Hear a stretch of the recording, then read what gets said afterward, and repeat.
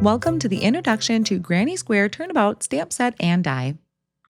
The Turnabout this month is a beautiful pattern design that you can create with the Turnabout that can be stamped 1, 2, 3, or 4 times to get that full design. Also included in this set is an individual design. So there's one where you could create just one granny square instead of an entire background. There is a coordinating die for that square as well, and then multiple layers to really build up your color. You have the coordinating die to die cut it out, but there's also a coordinating die if you wanted to die cut out the smaller square from your turnabout background. There's also a die to die cut out the word thanks in that scripty font, and then also a shadow layer to it. And then you have some hooks or the sewing hooks. Now, the sentiments that we have are hello, you're all kinds of wonderful, love you so much, happy birthday, happy to know you, and every day is better with you.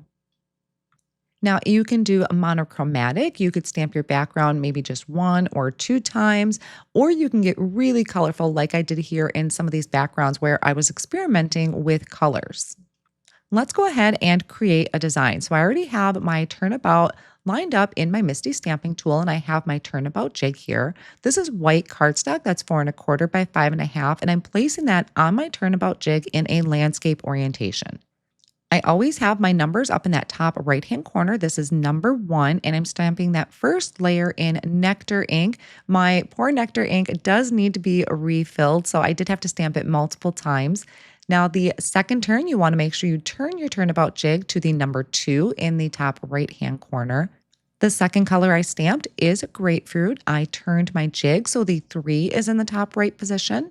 And then I'm going to stamp this a third time. This color is going to be honeycomb. And then our last turn, turn number 4, is going to have that 4 in the top right corner. That one we are going to be stamping in peacock ink.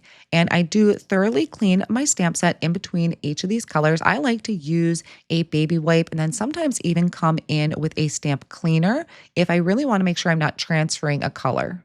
And that's going to give us a full card panel of that granny square design. Now, my first card example that I have for you here is where I stamped just at the individual square and then die cut it out. So I stamped that 3 times and die cut it out. So I just created that single row at the bottom of my card front.